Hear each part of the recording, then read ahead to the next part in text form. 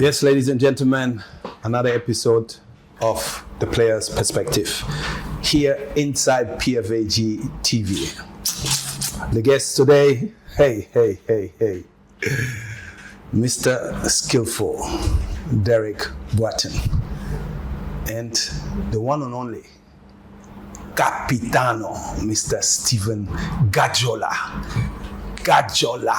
Appiah. Tornado. Thank you, Derek. Yeah, we're here. And then my right-hand man, Mr. Faisal Chipsa. I call him Mr. Technical. That's it. Guys, you're welcome. Thank you. Stephen, Faisal. Good to see you, bro. Yeah, it's great to have you here in your own building, the PFAG office inside PFAG TV. And I would say to really chat with you a little bit about your life, but what we wanted to really chat about is also the World Cup 2006. You see this trophy? Yeah. World Cup 2006, that's the topic. But Derek, I mean, we are not going to fake anything here, but for the viewers to know, what are you up to these days? First of all, thank you for having me. I'm really happy to be here and to meet my capito here. And the man who's going to take me to FIFA. Can we put that in there? It depends when we are going to end.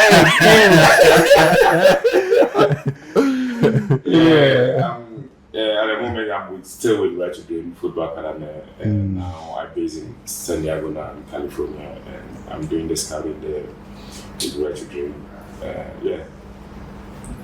Scouting is something that I really want to do, and I love doing it. So that's at the moment, that's what I'm doing right now. And also, at the moment, I'm in Ghana, spending time with family, and I'll be going back very soon. What is your official title? In Right to Dream. Yeah. Head of Scouts in the academy. That's all we wanted to hear, man. But I know you are also a businessman together with your wife, Aisha, beautiful Aisha. My regards to her, please. And you own a hotel. Where's the hotel located? The hotel located in Achimota, close to the golf course. Yeah, and the hotel has been open since 2017. First, when I retired playing, I started working at the hotel for 1 year. As what? As businessman. What's the name? Derek, what's the name of crazy Mediata Hotel. Mediata Hotel. That was crazy things that I ever done in my life, like having a meeting with people, talking about hotel industry, saying things. All the time when they say things, you go through it, but we need a separate conversation for this. but Derek, I think you saw that it was not for you. Yeah. Then so many times people come have a meeting with me in the office, and then when after they go, I ask myself, what am I doing? No, I need to find my purpose. No, this is not for me. This is too much for me. That time my wife and kids are living in the UK, so I have to call her. I say to her, please, you need to come back. I can't do this. This is not for me. I need to find my purpose, and then she listening, and she came because the hotel is for them, it's not for me, I did it for them because I don't want to be somewhere working and all the time they have to call me, sending money or do that. So they are the one taking care of it. And I don't even go there, you understand? Yeah. And when I go there, I eat or drink something, I pay. Yeah. She take money from me. Yeah. Don't give me my bill and I have to pay. And I screw my face, but I still have to pay. So you know who the real boss is? Of course, we all know. We all have it. No, nice one. I think we will dig in a bit deeper to it, and thank God also for your support to be an integral member of the Professional Football Association of Ghana. That brings me a good link, or that takes me to El Capitano, Stephen Appiah. Before I start, I also have to thank you because when we started with the Professional Football Association of Ghana, at that time you were the captain of the Black Stars, and I used to come to the hotel, and you always facilitated everything for us. And at the time also you were first vice president, and you're still a board member. Thank you for that, Capitano. And it would be great to know also what are you up to apart from playing tennis, going to the gym, taking good care of yourself and your children, and also wifey. I'm really happy to be here this morning. I mean, we go for interviews and all that, but today I'm feeling that I'm in my own house. I mean, this is the house that the Professional Football Association of Ghana, when we asked for a building, this is what we got, and this is the place where we do our meetings. This is the place where all the players meet, and I mean the former players and the current players. So it's always a pleasure to be around, and today is a different thing. We are here to have a chit chat and talk about certain things that maybe people didn't know. At the moment, I'm a businessman. I think that, when it comes to Stephen Appiah, I always try to play low key. I have some good investments.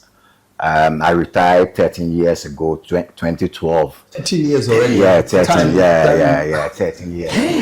Yeah, 13 years ago. Wow. And I mean, glory be to God that man is still living, man is still taking care of his family, what we have to do outside to help others. I mean, the more that we get, we give it to them. So I thank God for that. I'm a businessman, and I'm the vice chairman of the management committee. So, yeah. Which for me, it's Faisal, great that you have a former player there, and nobody can dispute it because it's well deserved. He gave everything for the country, and it's good to have a player's representative on the board. Yeah, it took so long, if you ask me. but finally we have it, so we just take it as. But he was in before. Don't forget that. Yeah, when I was the technical coordinator. Yeah. Manchester time, right? Yes. Yeah. Exactly. Yeah, the coordinator. And let me thank my brother Faisal. I mean, he worked with FIFA, and I know what he has been doing to help some of us at times when cracking your brains and you are not getting the results. We call some of you people because at the end of the day, we don't know everything. I mean, they are setting for. I mean, listening to Derek, I'm so happy about him, and I think he did the right thing because you find yourself, you put the building, you put the money, you spend your money for an investment. But at the end of the day, you realize that when it comes to running the place, it's not your thing. Somebody will force himself to be there, and then everything will go waste. Yeah. So I think that he did a good thing, and these are the things. I hope when we put it on YouTube, people will. There are little things that we have to learn from, and some of us we are still learning. So I think what is important, Capitano and Derek, Faisal knows it very well, is to go through a process. And the process is also not to be scared of learning something new. Today, what you're doing, you can't do it without knowing technology, right or wrong. Yes. So you have to go through the process. What Faisal is doing today, what I am doing ever since, without technology, we will face a lot of difficulties.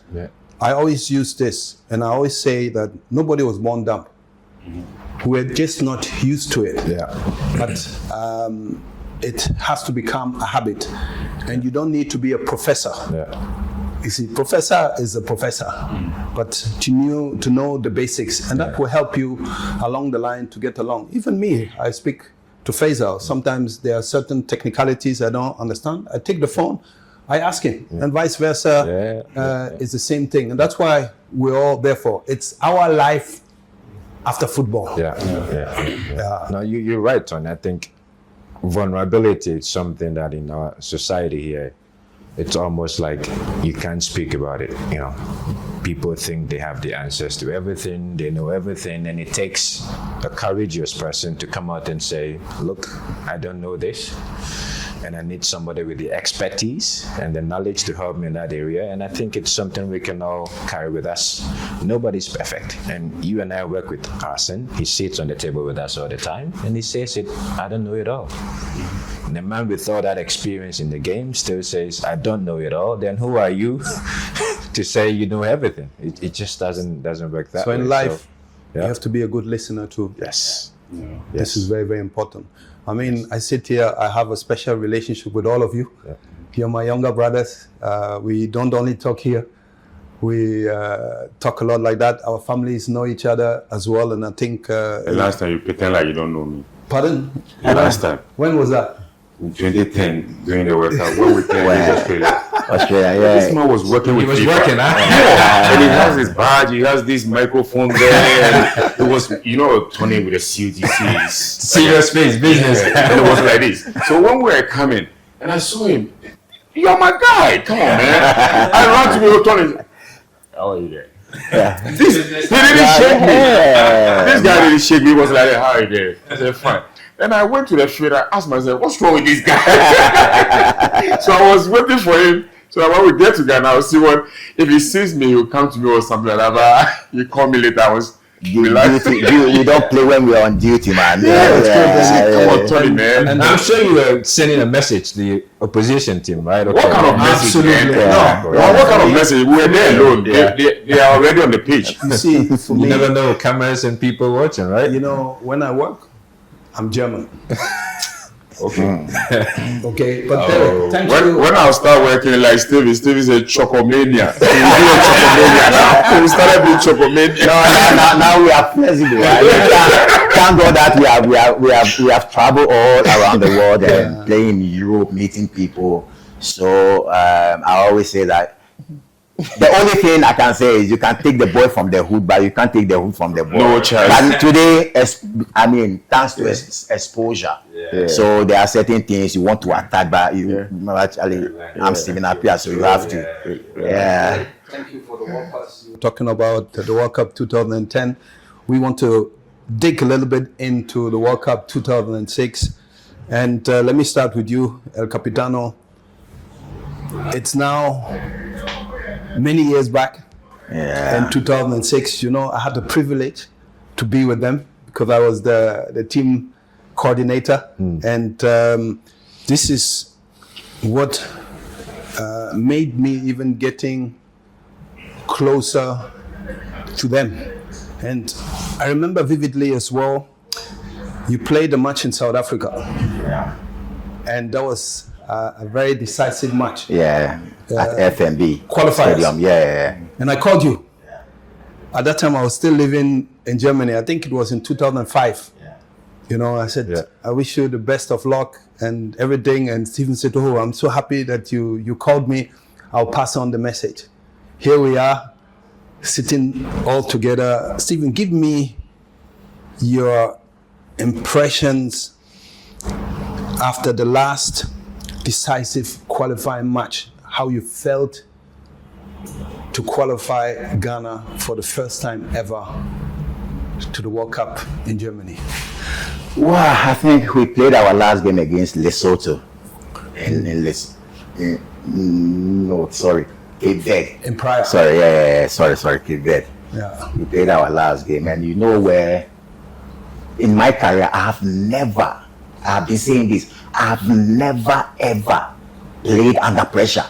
I'm those kind of players, I will sleep, I will wake up, I will go and perform and do my thing. But that match against Cape Verde, I was so tensed. I couldn't eat in the morning. Everybody was asking me, Stevie, what's wrong with you? Maba. Yeah, what's wrong with you? I wasn't cracking jokes like I was. So I'm those type of players. The day of the game, that's where you see me talking, cracking jokes, just to cool down the pressure. But that day, there was so much pressure on me. Yes, I was thinking that we have done so well. I remember the game that we played against Burkina. For me, to me, that was the hardest game we played. The 2-1 that we beat Burkina Faso in Kumasi. They scored early goal, and then last 10 minutes, Matthew Amwa scored, and I scored a penalty. Yeah, that match was. So I was thinking that with all the things that we have been through, Cape Verde, they are coming to spoil our party. So I was very, very, very, very tensed. I couldn't eat. So the whole day, that game, I had 3 bananas in the dressing room, and that's it. Wow. That's it. Yeah, for the game, that's it. Dry fasting without prayer. That's it. Because we want to be there. Yeah. We want to be there. Honestly, I mean, we have had so many great players who, your team. Great generation. Yeah, they were better, far, far better than us. And Ghanaians wanted to be, to see their players in the World Cup to perform. Yeah. So, when we started the game, we were talking on the pitch, and we talk a lot on the pitch. Yeah. Charlie, who come hard. Charlie call yami hard. Somebody, at times we have to we fight on the pitch. We say certain words where we can't say it on camera. But bad words. Why? Because we want to qualify. Don't say anything. No, you can do it. because we want to qualify. And then it happens in Cape Verde. I remember in the dressing room, everybody was jumping, from the president, technical team, everybody was happy. And I was sitting there like this. I was sitting, things were going through my head that finally we are going to Germany. Wow. Germany, yeah. It's a feeling that nothing can beat. How did you take it when you heard that Ghana has qualified for the first time ever to the World Cup? At that time, you were in Sweden. Yeah. I wasn't there in that last game. The only game I played is Uganda. That game, I remember when we were going to the field, Stephen was on the channel coming. And he was watching the Uganda players and watching us. He said in Ghana, and then check the boots that we are wearing, look at what they are wearing. Yeah. Are we going to sit down there for them to beat us? And we said no. You understand? So the morale and the confidence that I give us outside the pitch before going is massive. So that's the only game I played.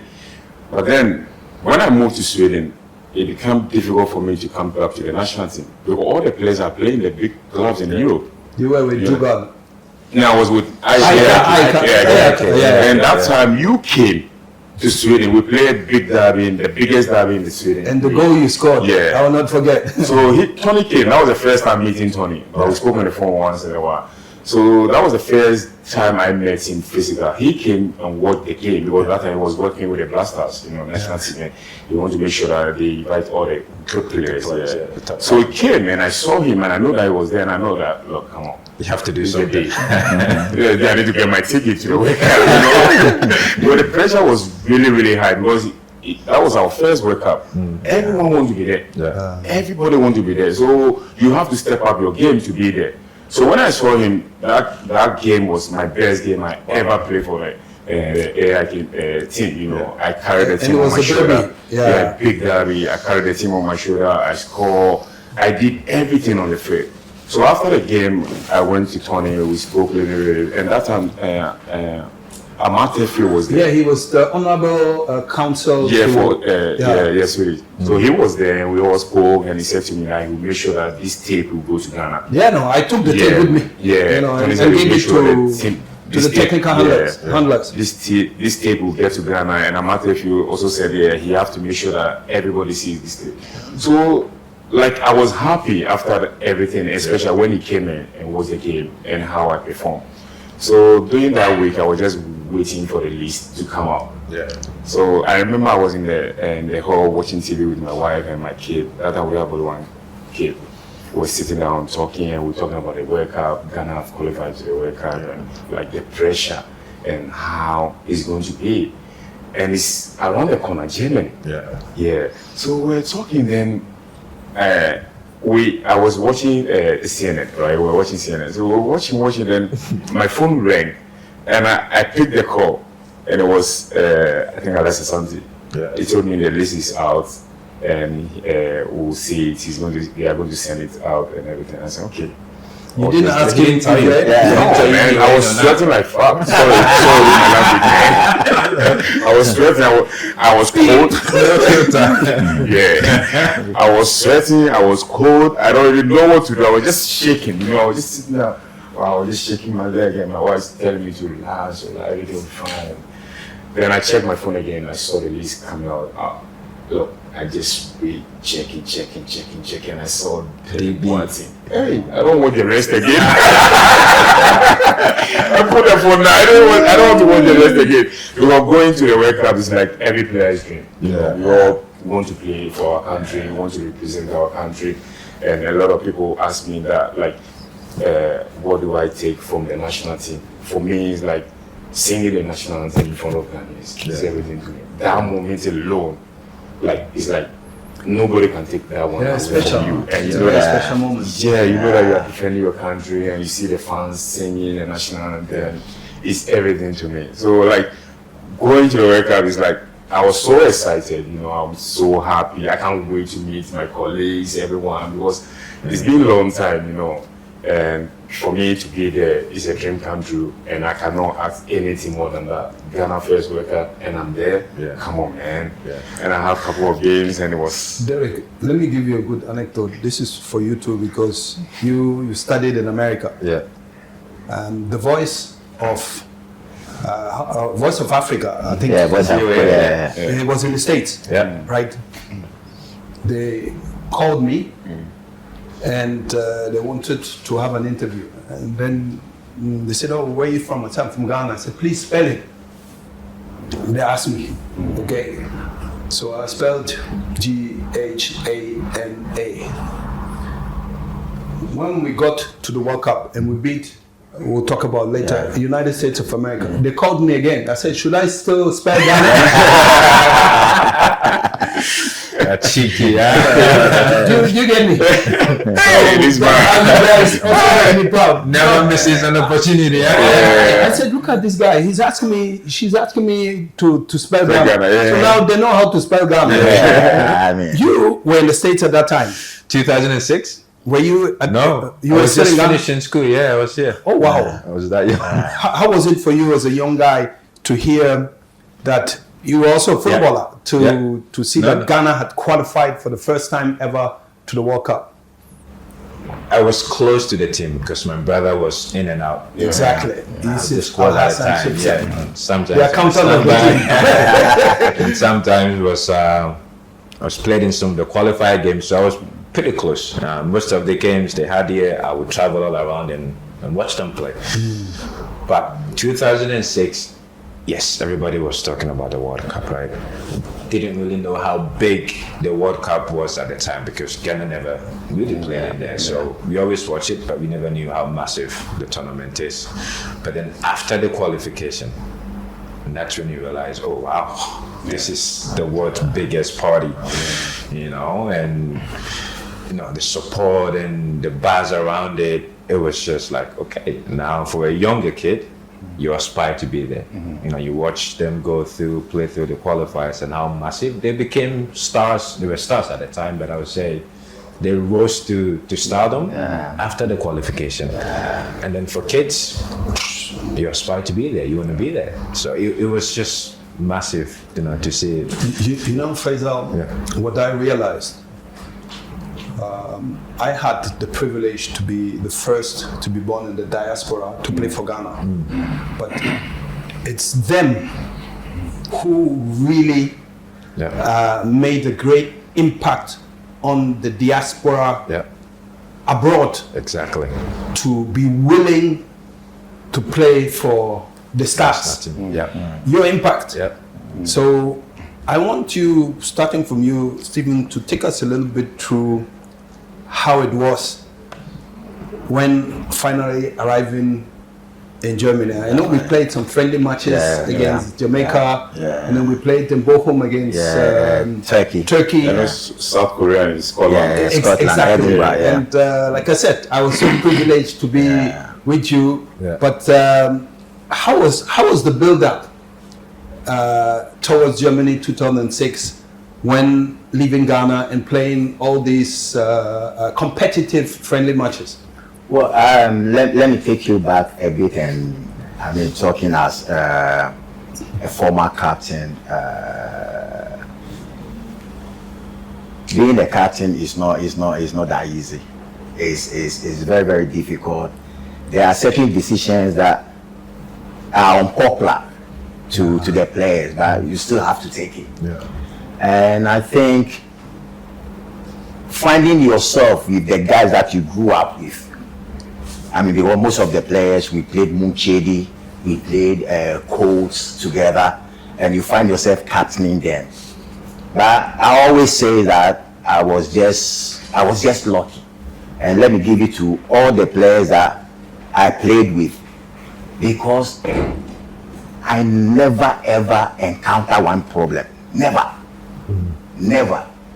And I think I was so, let me give myself some props as well. Yeah, of course. I was so good in a way that I try to do things that I don't want the players to do. So I sacrifice myself.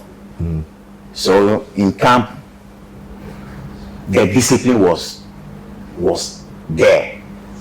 So we started our first match against Burkina Faso in Ouagadougou. Sorry to interrupt you. Yeah. You were there.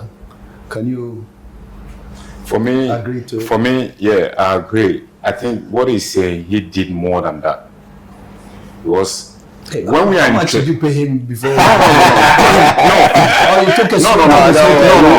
We eat tilapia later. So I think he did more than that. But Yeah. he did more than what he's saying. For me, he has done a lot for me. We were growing up. I see him growing up. I see Peter Furukwe, Lai Kingston, Gordon Sam Atra, Johnson. you know, Yeah. no, Sammy. I thought Peter Furukwe, Sam Johnson. Yeah. No, but I saw those 4 players growing up. Because the time they were playing course, under 17, I was in the under 10, under 14. I watched them a lot, and I have the chance to see them physical playing. And normally when they are around, they call me around to come and play with them. Wow. Yeah, because they know that the boy has a talent. Yeah. So he did a lot for me. And during that time when we were in the national team, Stevie would never ask us to do something he didn't do already on the field. I never see any player who like always, his training is like his match. Oh yeah. So as a young player, you cannot sit down and watch your senior man running, going up and down. True. And you doing less. Yes. So you have to step up your game. Yeah.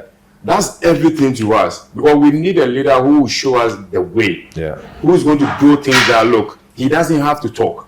I'm doing it. I'm being an example. So you have to do it. You cannot even do less. So the effort, the discipline, the love and everything is there. And the one funny thing is like when I come and they drop somebody. When they drop somebody, you know it's very sensitive. Yeah. But when you watch his face, How was his face? you can't hold your laugh. You laugh. You know, Steve is funny. They were just not. Steve is funny. He's there for us, and you know, he makes sure that we are good. You know, on the pitch, outside the pitch, he brings us around. He talks to us. We have fun. There's no division. Everybody loves each other, and we go on. If you see our training, it's like we are enemies.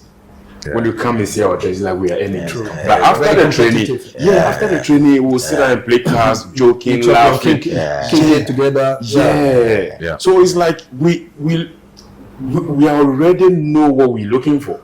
You understand? Before going there. Yeah. This is our wake up. Our first wake up, you know. And also it's like going there, like Tony said, Tony is being in Germany. We have Sabiko playing for Bambi. Otuado play for Dortmund. Hans Sape playing for, I think, Shaka or something like that. We have Tanko also play for Dortmund. Dortmund. And also Malam Yaya playing He was the Germany. first Tony to play Yeboah playing Germany. So, Hamid Pele also play in Germany. Yes, so it's like we going to Germany, Manuel Benton or this place. We going to Germany. It's like it's our home. Yeah, So people know who we are already. They know the country, and we prepared the terrain. and it was so beautiful. You know, so the confidence that bringing us there is massive. It's so beautiful. Yeah. We feel at home at the moment, and when we started playing, people always supporting us. Yeah. The Germans supporting us so much, and it's something that, like I said, I cannot take anything away from I that. think the build-up started from the qualifications. Yeah. After losing against Burkina Faso, being the captain, our first game, I remember the dressing room. I was crying like a baby, and then Sami Kufuor came, and he said, "We have a lot of matches to play, so don't worry." From there, so 2004, 2005, 2006, we lost only one game. Yeah. All the qualification matches we won. After the friendly games towards the World Cup itself, we played against Jamaica, we beat them. We played against South Korea, we beat them. Turkey. We played against Turkey. So going to Germany, the spirit and the level of football that we want to play is very, very high.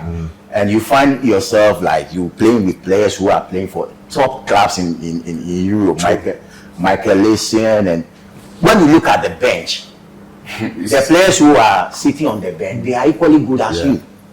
So that was the competition. I mean, your brother, once in a while, he will come.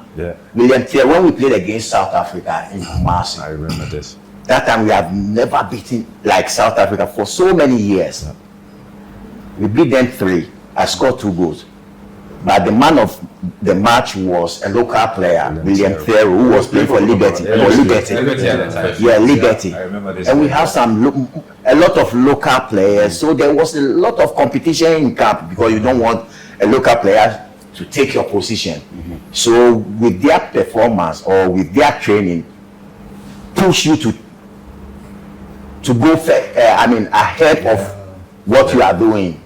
And Capito, let me ask you this. Since you're mentioning names, I have the list here. Yeah. So Samuel J, Jojo, Richard Kinson, Hans Ape, Samuel Kufuor, John Mensah, Papo, Sheila Eliasu, Habib, Pento, Daniel Quay, Ricardo Issa Ahmed, Essien, Derek, Stephen, Sule, Otuado, Haminu, Asamoah. I think he was the youngest at the time. Asamoah. Alex Tichimensa, Matthew Emra, Razak Pimpong, and then Djokovic. Looking at this squad, right? Looking back now, what was missing? Or who do you think probably could have made this squad but wasn't there? That time or now? That time. That time. So I mean, based on our performance, I would say nobody was missing. No, one person was missing. Larry Kingston. Thank you. Yeah. Sorry. Larry Kingston. Yeah, I mean, talking about Larry, we always get emotional when it comes to Larry because No. You read World Cup 2006 against Senegal, and he defended me. I mean, when the guy from the number 2 from Senegal, Habib Bey. Who's now the coach of Rennes. I mean, he gave it to me hard. So he even got an injury there. I remember. So the last game I played with some. So talking about Lai because Kapi, you spoke about unpopular decisions. And this was, I would say in quotes, but they could have kept him in the team, for maybe after 2 or 3 matches. 2 games, I think. Because he struggled. He struggles with you, and I think he was one of the best players also. At that time. The most important player on the team. 2010, that's where I realized, because the same thing happens to Rooney. But they took Rooney after 2 games and he started. But that time, 2006, we didn't know the rules. We didn't know how to approach it. So we left It's it the like first World Cup. we left it like that. If not, like we would defend him that he should be in the team. And it was a sad thing. Huh? no, it's sad. Very It's sad. He can't. Yeah. And you knowing can't. your closeness Yeah, as well. To, he was my roommate. He was my roommate, Yeah. and we can't take it back. We can't take absolutely. it back. But I think whatever he's doing now he's a coach. He's doing so well, Yeah, and I hope that it didn't happen to the time when he was playing. Maybe being the coach, he will go to the World Cup one day. Inshallah. Yeah. He's a great coach. Oh yeah, He's a great coach. Yeah. So the build up to the World Cup, we got to Germany. You were there. It was. We arrived in Germany. Würzburg. Würzburg. As if you believe in yourself. You know who you are. But the World Cup will put you to a different level. Because after the World Cup, I traveled to Spain, and you can see that. Okay, it's not the player who was playing for Juventus, who was playing for Fenerbahce. This one is the captain of the exactly. So the one who scored. They received you in a different way, and everybody will be, oh, I saw you on TV. At the airport, people, I saw you on And TV. the phones were calling, huh? You have 3 or 4 phones. What messages have you been receiving? I haven't even read them because they keep on coming. They keep on coming. I think that I have to turn one of the phone off. You haven't read any of them? Messages of support? No, not at all. Look, they still calling. They still calling. Phones are calling. So that shows how joy people are in our country. No, that was South Africa. Too many phones.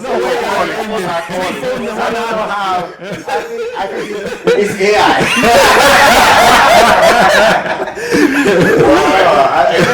After the game, I think we had the bars going. A lot of Turkish fans. That I was playing for Fenerbahce. They were doing like this. Wow. We need to bring that celebration. What it is. What it is. That's how we know how big this our captain is. Personally, me being in Germany for our first World Cup was everything to me, because you see most of the German population are Turkish, and that time I was playing for Fenerbahce. Even our game that we played against Turkey. Yeah. So you know what happened? We lost the league to Galatasaray last game, and I cried on the pitch. So when we played against Turkey, when we came out, and I saw yellow and blue jersey behind the pole, like more than 2,000 fans. More than 2,000 fans. So I was wondering that why these colors? Because Turkey is red and white, and Ghana is red. So I saw the Ghanaian fans. The Ghanaian fans, and all of a sudden they started to chant with my name. So I have to run to them, and then they have Sandy Ole. So they came there purposely to support Stephen Appiah, not Turkey. When Turkish playing. That's how the Turkish are in their hearts. So Fenerbahce fans came there, even though they are Turks, they came there to support me. They were around all the bars. So I was charged. That World Cup, I was very, very charged. And I remember when our first game against Italy, played so many years in Italy. 90% of Italian players are my friends. Most. But still, before you go deeper, talk about the moment before the match when our head of state came in to the dressing room. I think this was very, very special. We're going out onto the pitch. We didn't know. We didn't know that he was there. So all of a sudden we saw some strange movements. I think the securities so we were like, what is happening? Both presidents. So our former president Kufuor came. Beckenbauer was there, and I think we have a lot of our players were very, very small. So I think Beckenbauer was doubting that are they going to can these people fit in the World Cup? Yeah.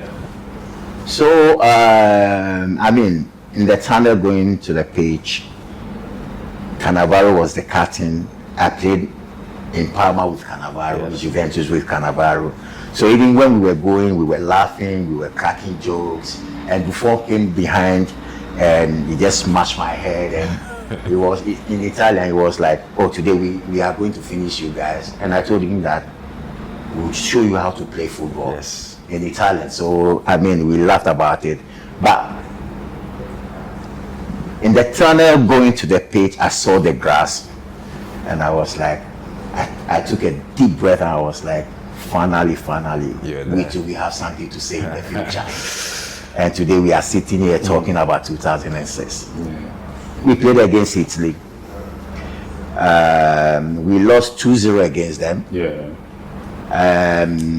Our next game we played against Czech Republic when they were number 2 in the world. We beat them 2. Yeah, we beat them 2, and I always crack jokes with Nedved. Anytime I see Nedved, I always tell him that at that particular game they didn't even know that we are using Adidas or Nike because they didn't see the ball. I mean, we played them, and then the next game again, USA. We beat them 2-1. They were number 5 in the world. And Czech was number 2 in the world. Number 2, At the time, But that match against US, we play with anger because their coach Renner, he went to a press conference and he disrespected us. He said he cares about only Italy and Czech Republic, but Ghana, he already got a 3 points. And we showed them.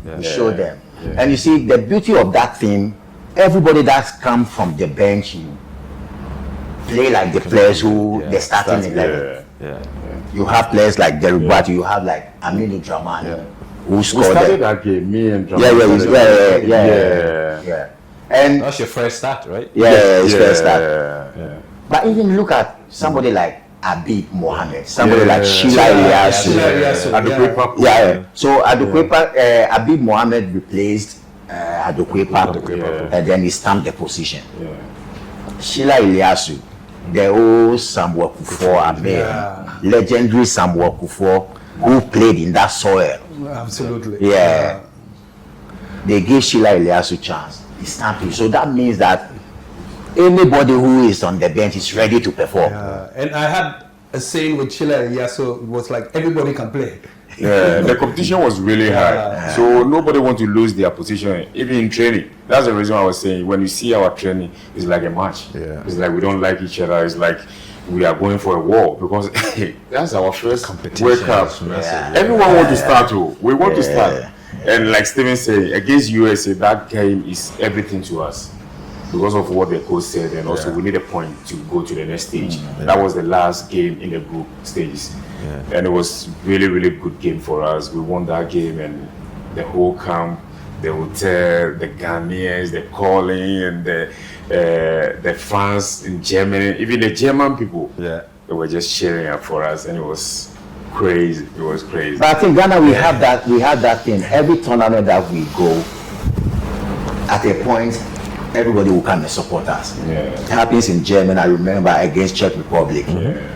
When you look at the fans, you can see that it's not the Ghanaians who are cheering. In Cologne. It's not Ghanaians who are cheering us. It's the Germans and the other countries. They are the ones supporting. It happens in the football at the time, or what do you think was? No, because we were playing good football. Flamboyant. We were playing good football. We were 3 years ago. Since 2006, I've never watched any of our games. 5 years ago. I watched the game against Italy at home, GTV Sports. And I end up calling all the players, those who I have their numbers. I end up calling them, to congratulate them. I didn't know that we run like that. I know that we play football. But that game, the pace in that match. We were just a bit unexperienced. Exactly. A bit naive. But the first game. But we matched them in terms of playing. Sometimes maybe you see the Italians, they will play efficiently. they will play you catenaccio. They have 1 or 2 chances. They will utilize it. And maybe when they scored the first goal, we're still playing. But then when the second goal came, it broke us down. But we're still going. We know that we can do something because of Stephen playing there, and I think Asamoah was there. Sule was playing there. Sule too was playing Italy. So it's like a kind of derby, you know. They had Ricardo too. But Eric wasn't playing for. He was playing in Holland. I mean, the players who were playing in Italy. So they know each other before the game, and everything. So it was. But we were and also we were just not lucky. You know why? Because going from the group stage, and you have to go and meet Almighty Brazil. But Stephen. Okay. But I enjoyed the Brazil game. Let me. For me, the Brazilians were not in shape. No. We played them. It was but we played too open. You see how they scored the goal. Scored the goal. You know, Romario, he can Ronaldo in bad shape, but this will take you on. You know, that was the only thing, and I think we nearly equalized through John Mensah just shortly before halftime with the header. You know, that would have changed really the game. But you know, at the end of the day, I think we impressed the whole world.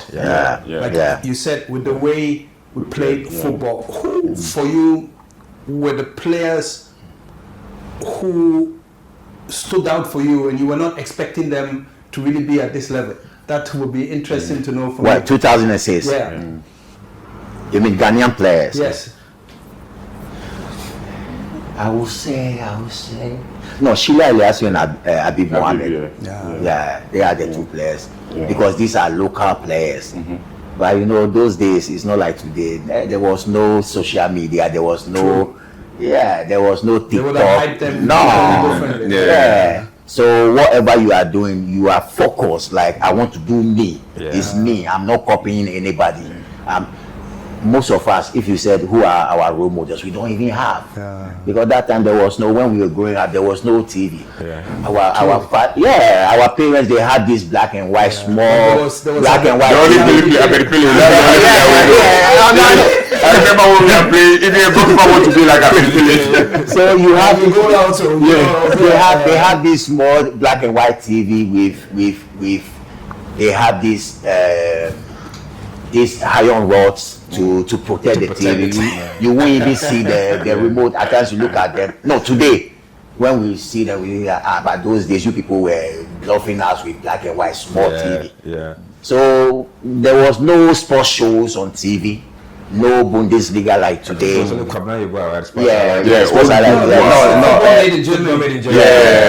Kufu Asari too was doing sports highlights. Today I feel so sad. You know, in my junction, they have you have Moyacom, you have right across. It's a big the high sense. When they are playing Champions League, it's a big screen. You have to see the place. No, you have like more than 2,000 people watching football. And at times when I pass, I was like, "Hey, you people, you are lucky. You didn't watch some of us." Like, you'll be screaming, you'll be. Actually, it is what it is. I mean, things have changed, and we are happy how the world is going. I mean, we are happy for. But Germany was beautiful. That was a finish, bro. Because you were in Germany at the time. And there seemed to be a lot of African, to be specific, Ghanaian players playing in Germany. Why was Germany more of a home for Ghanaian and African players? Because lots of players at Germany at the time. No, one thing you must not forget, if you take the diaspora as such, you have to mention Germany, you have to mention England, you have to mention Holland and the United States.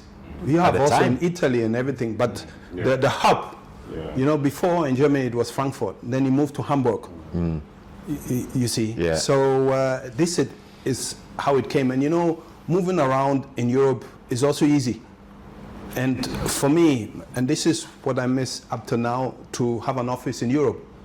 You see, to bring all these players who were born there a bit closer. But you see, sometimes it's difficult to convince them, because when you grow up for quite a long time over there, you're not really used to the culture here. Yeah. Even if you have your parents who are both Ghanaian, the culture inside don't here, feel the same, yeah. I know why I'm saying this, Yeah. is still different. And I also think we shouldn't beg players again. And of course, those who were born abroad, give them some time, but at a certain time, don't play with us. Yeah. Don't play with the JSA. Yeah. Don't play with the flag. You should be able at a certain age to take a decision. Like Tariq Lamptey did, for instance. I really liked the way he went about it. I remember sitting with him, his father, Otto, and at that time Chris Hutton as well, in one room. And he said no, for him, it was never any other decision, but he just wanted to know where he fit in and the surroundings. Yeah. You know, and some even come and go to the head of state. Yeah. If you're in England, could you have seen the Queen easily like that? No. Yeah. Because we love football and the passion, and I think they need to think of how and when they take their decisions. Yeah. And that's my point of view. For me, I have different thinking about that. Yeah. Because I feel like when it comes to that, we have to do more as a nation. You understand? We have to do more because, like scouting with Right to Dream in the US, every tournament when I'm going, I'll see this German guy going up and down. This Spanish guy. Have to do more in convincing them or in No, scouting? I'm coming. Okay. No, yeah. I'll see this German guy, Spanish guy going up and down. And this is not a country football, it's a club football that we are playing. So I asked myself, why am I seeing them all the time? Yeah. So, you need to talk to them. Yeah. So I went there and I went to talk to one of the German guys, a blonde guy, a strong guy, and I asked him, your country is not playing, so why are you? He's wearing German shirt and everything. And he told me that, look, he asked me what's my name. I said, Derek. And he said, what's my surname? I said, Boateng. So he recognized me that I was playing for Cologne before. Yeah. And he said to me that in Germany, they don't want to lose any player. So they will come early when the kids are playing 13 years and 14 years and recognize all of them and make sure once in a while they will invite them to come and play with the national team and go back. So they know that in their mind that somebody is watching them. Yeah. They know their roots. They know where they are coming from. Yeah. So when it's time for them playing for United or Real Madrid, they know that, look, Ghana is watching me or Germany is watching me already. Yeah. So it's not going to be a hassle for them to choose whether to play for Ghana or to play for Germany. You understand? An office over there. Yeah. So like the players that we have right now, look at the players that we lost. Frimpong from Liverpool to Liverpool, we lost him. Nyaki Williams, the younger one, we lost him. Menu, we lost him. Or Depe, all these players, Doku, all these players. If we have them in our team, it's good for us. You understand? But we don't have them because we didn't start early. We didn't show them the way that we are watching them. We wait. Contribute nothing. Yes. So we wait when they started. When they are out there, then we are showing up. Or come and play for Ghana. Come and do that. Come and do it. It doesn't work like that. If that's my son, I will not allow him to come and play for Ghana because we're supposed to do better. We're supposed to recognize them when they are young, when they are playing.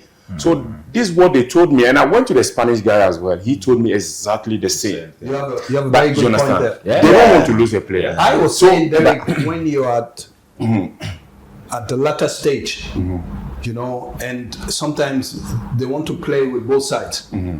This is where I was coming to. So I think from the beginning, if we start, we recognize them. We started knowing that, look, these are our players when they are young. This is how the scouts come in to go around and check all these things and make sure that these are the kind of players we have in this club and that club and that club. We can invite them. Ghana and Europe is not that far. You understand? We can invite them, come and play a little bit, one game or one train, 3 days session training and go back so that they will have an idea that, oh, Ghana is watching me. This is my route. That's where I'm coming from. But I think it's good, but also the parents should play a major role. Today, if you go to Europe, you see 10 kids you can see that the talent is there, and you talk to their parents will be infusing words to their head that, oh, me ba no bebo, I'm in England. So, but no, okay, I'm coming there. So because of the system there, because how things works there, like Derek is saying, So they see it differently than coming to Africa. Let me say Africa. Most of the players who comes, when they realize that they are not going to get chance there, that's why they choose you understand? Yeah. This is where Yeah. my point. Yeah, but like Stephen saying, this scouting process we do all the time. We make sure that we work hand to hand with the parent. Because we cannot say I love the player, I don't like the parent, or I like the parent, I don't like the kid. You understand? Because when you will always work with them, because nobody can give their son or their kid to you. Really, no, they won't do that. You understand? So we always make sure that we visit them. The right thing has to be done. We visit them. We let them know our intention and everything. Because trust me, if we started doing that in Ghana, going out there and make sure these kids want to come. Because they see players like Kudus Mohamed, Thomas Partey, all these kind of players, they want to be like them. They want to play for Ghana. But how are we bringing them together? You understand? So this is something for me that I feel like we have to we lack, and we have to work on that, because the earlier the better. Otherwise, we'll continue losing players all the time, and the players that we are losing, they are top. They are top. You're making a good point, because I wonder why we overlooked for such a long time a player like Dennis Odoi. For me, first of all, he's a utility player. Very good mentality. Very intelligent. And all this while. But it's late inviting them. It's end of his career, and we're inviting him. We don't know before.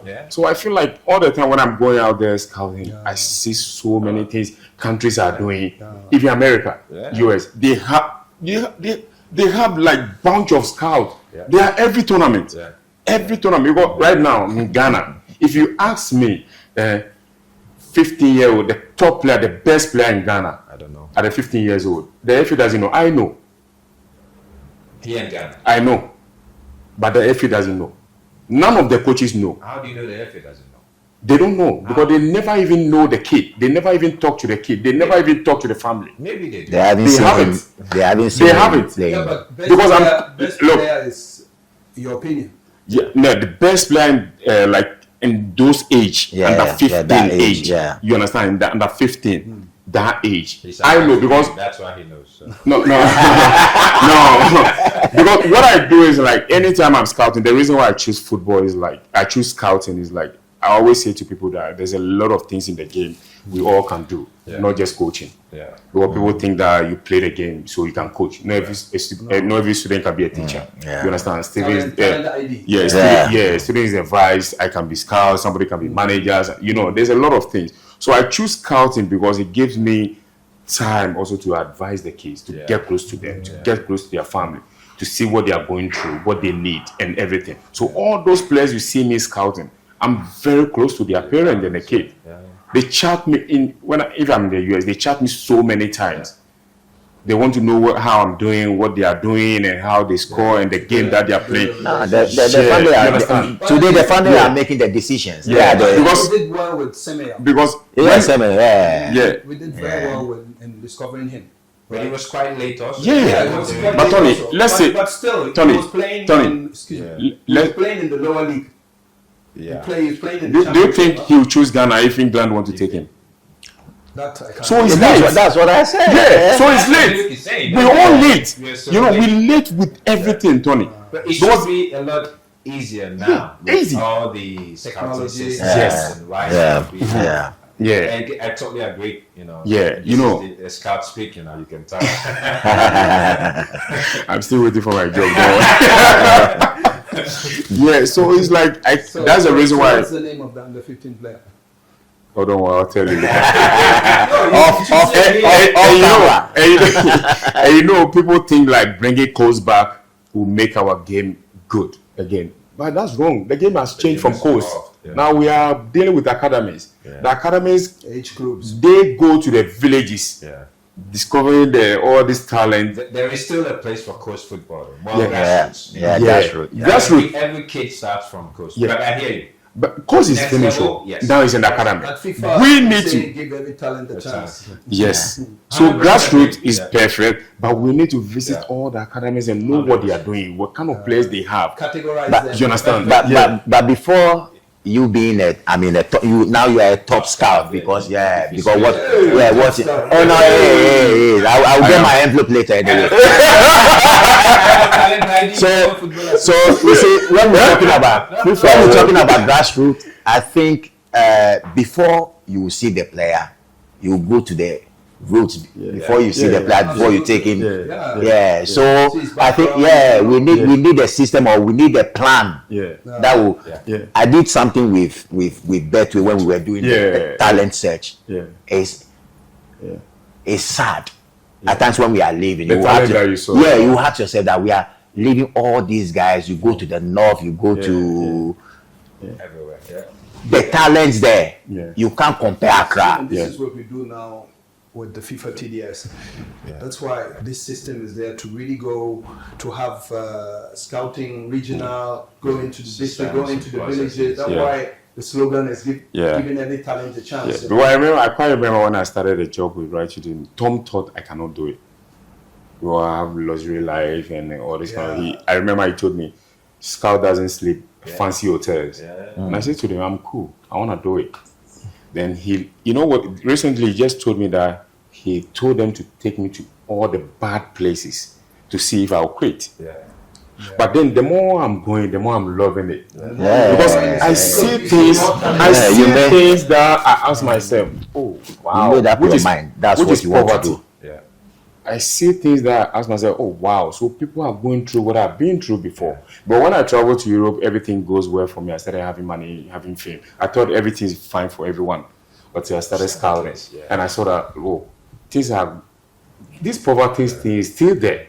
And the talent is massive. But who is coming to do it? Who is coming there? You understand? No one is doing it. No one is doing it. And I said to myself, wow, this is what I want to do. I'm going to do it. There's nothing to stop me doing it. I'm going to do it. If I have to sleep in the car to do it, I'll do it. So all these bad places in Ghana, I've been there. I've seen players. I know players. You told me even about great talents in Ivory Coast. I'll come there.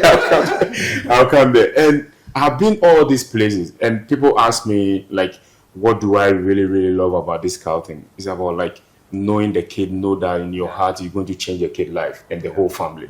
You understand? The opportunity you are giving to a kid that they normally don't have it, but you are going there discovering them. So I was so happy doing it, and all the time I'm on the road going. I love being on the road. I love to be on the road going up and down, not to stop. I don't want to stop. Because I ask myself that, if I'm not doing it, who's going to do it? And in this country, they allow coaches to go and scout. I'm telling you today, coaches can't scout. They don't have the time. Because they'll go there, they'll go and look for performance. I'll go there, I'll look for potential, I'll look for character, I'll look for performance. All these things, I'll add it together. Then I'll do it. You understand? And I'll do that. So for me, I feel like we need to have a scouting department that will bring the players, argue with the coaches, and let them know the reason why you're bringing this player, and also take their opinion and know why he also don't want that player. Because we make it easy for them. They'll go out there and scout and bring the player, they're playing there. No one is challenging them. No one is talking to them about the players and know the player and everything. Because as a scout, when you bring a player, coach have to ask you questions about the player. When the player is not performing, or when he's bad habit or bad character, the coach has to talk to you. But the coach doesn't have time when you ask him to go and scout to do that. Because he has to plan the training and everything, So I feel like we need to work on that. We need to work on that. Now Stephen is there, so I'm really, really happy. More people will go in there, and do the job. But Stephen will not go there like you cannot buy him. Because you know what is right and what is wrong. He'll tell you that, look, no.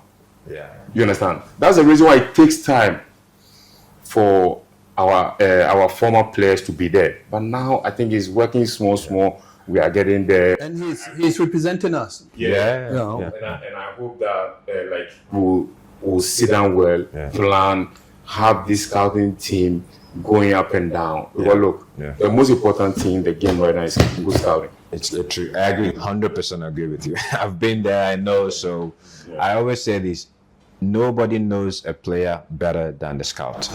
Because the scout takes the time to understand the player, the background, his family, what's going on at home. Nobody knows players better than scouts. So And a former player can be a good scout when he goes through the ranks in terms of preparing himself. I'm not saying every, but Well, some courses you have to take. I did. Of course. I took that courses and I learned so much.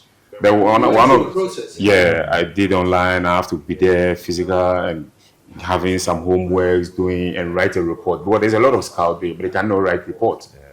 You understand? They have a good eye, but they cannot write report. How can you write? You cannot write report in scouting. Yeah, you understand? Writing cheese or Interesting. can assist him.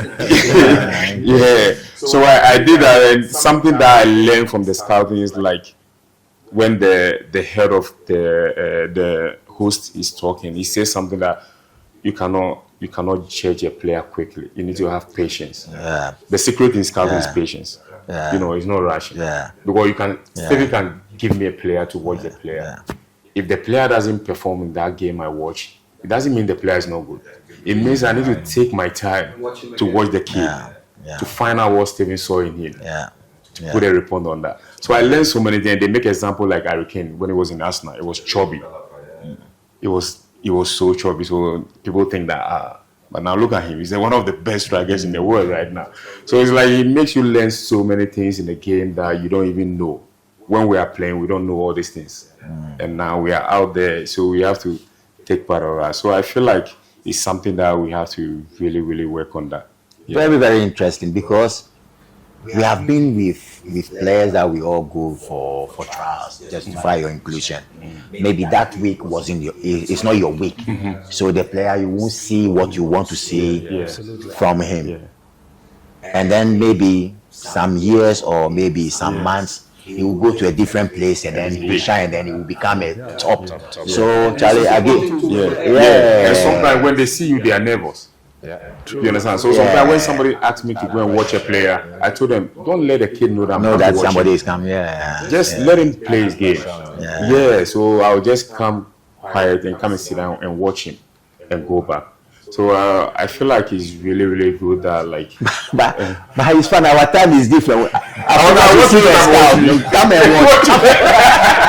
So we transfer the energy or whatever you are doing there to us to prove you that yes, I'm a good player. Take me. You won't pass the ball that moment. You dribble and do things. You dribble and do things. And say, Charlie, give me the ball. They are watching me. Today, you have so many tools where you can showcase yourself. You can even create your own YouTube channel. You can create your own Instagram channel, etc. But I think we still have a lot of good talents out here in Ghana, right? We have a lot. We have a lot. But for me, I got scared when I go out there and scout in Ivory Coast. You mentioned that. I told you. In Ivory Coast, when I go there and scout, it's so difficult for me to pick players. Why? Because the talent is so much. It's massive. And then I started doing some research and asked people around there. And then I found out that, look, when you go to Ivory Coast, Abidjan, you have Ghanaians living there, Senegalese living there, Malians living there, Nigerians living there. So there's a lot of people living there from this country. I think Alido and Salis also went to... So we make the talent huge. It's really, really, really, really difficult when I'm there scouting to pick a player. Oh God, it's But I mean, even in the AFCON, the one that they played in Cote d'Ivoire, you can see the players that they are producing. You can see, young boys. I mean, some of them are playing. Or La Liga, Premier League, and you can see the confidence. So they are producing more than. If you see player like Simon Antigua, he's from Benin, but he lives in Ivory Coast, and he's playing for Ivory Coast. You have the same thing in Burkina. You have a lot of Burkina-based who grew up in Ivory Coast. Anyway, to wrap up, gentlemen, I really wanted to know. We are going to qualify to the World Cup, right? For me, 1,000% we are qualified. The reason why I'm saying that is like, now I can see that the players want it more than the country. They want it more than anything. Yes, because they know that the AFCON is gone. we don't have AFCON. Normally we qualify AFCON easy. Now it's gone. So you can see the passion and the motivation. Stephen is there right now. They see him as an example. You know, they are happy seeing him around, and he also gave them his experience that he has been through before. So I see that the players want it more than the whole country. So for me, 1,000%, I know Ghana will go to the World Cup. Nothing will stop us. Nothing is going to stop us.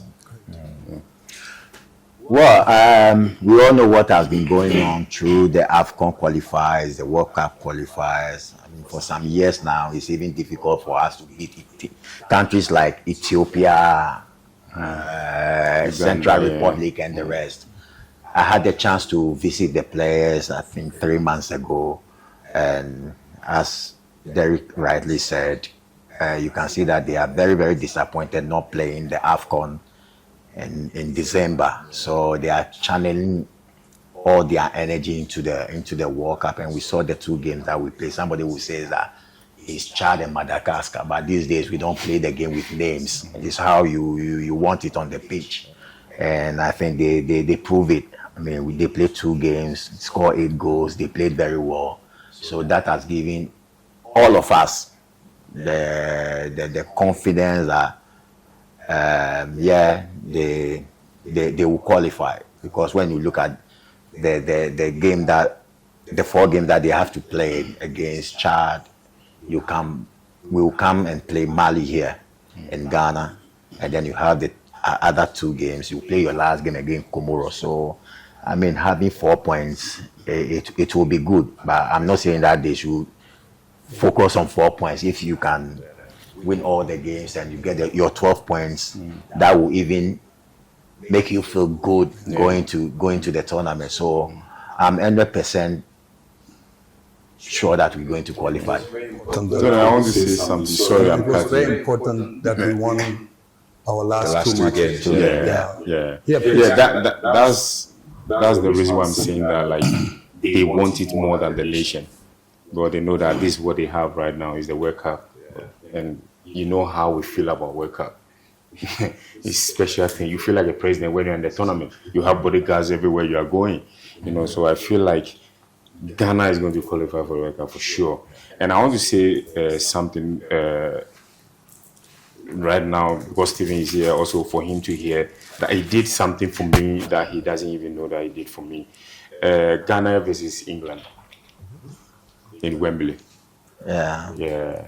And that game, we were coming from, I think, Congo. We played a qualification in Congo. And after the game, we came to England to play that game. And in that game, we went to the training a day before the game. We trained and everything. I'm starting the game. The coach told me I should make sure that I bring the young players around me and just use my experience to talk to them and everything. So I'm prepared for the game. I've done my hair, nice style. Wembley, you know. Wembley. Our first game in Wembley, we reached the stadium. The dressing room is crazy. It's the whole place. That's when Asamoah Gyan scored that great goal. Yeah. There's a plasma TV everywhere. Man, see, wow, what a red dressing room. So before the game, we played the game in the night, and we went for shake-up in the morning. And the coach called me again. He said to me, I want you to start the game, but I want to see the rest of the young players, so you sit on the bench. And I was really disappointed, you know, because I feel like I prepared myself really well. And and you know, the ticket was sold out, you know, and prepared for the game and be one of the senior players in the team. I was so disappointed. But then we came to the bus when we were going to the game. I took it cool, and I went in the bus, and Stephen and Essien came in the bus, and Stephen was sitting beside me, and he asked me if I'm starting, and I said, yeah, but the coach changed his mind and everything. And he said to me that, don't worry, even if you have 2 minutes, just show them who you are. That's what he told me. You understand? So for me, the reason I'm saying that, for having him with the national team right now, for us, it means a lot. You understand? But what it did for me in that moment, you know, I know you can do for the youngest player that comes. You understand? When the player has issues. To me, and my mind and everything changed I'm supporting the team. I'm happy. I'm on the bench, and the first 45 minutes is very bad. The coach told me that I'm coming straight away, and I came in and it was killer. Wembley. When you see the grass, And our caring team now. Not to put anybody on the spot. You think we do? yeah. And who would play that role that Stephen plays? Only Stevie can play Stevie. Only Stephen can play Stephen. Okay, that's it. Nobody can play. That's it then. Yeah, so, Mama mia. yeah, so Wembley grass, if you don't do well, I think it's from your home. Your family members are chasing you. But the grass, Tony. Hey. So you took a piece of the grass and you put it in your bag at Trasaco. When I saw the picture, I said, wow. Serious. I remember night before the game, they trained on the pitch. on the pitch. And that time I was injured, so I wasn't. And He wish he was training with And us. I was working with Asian. When we got there, I looked at the pitch and I touched the grass and I said, Asian ball like bunching. I was like, Charlie, Asian, Charlie, I play, Wembley is Wembley. Wembley is Wembley. And On this note, I'd like to thank you, Derek Boateng, Stephen Appiah, and my younger brother. Always a pleasure. Faisal. Thank you, ladies and gentlemen. Watch out for this episode with Inside PFAG TV, the player's perspective. Derek wants to sign off, huh?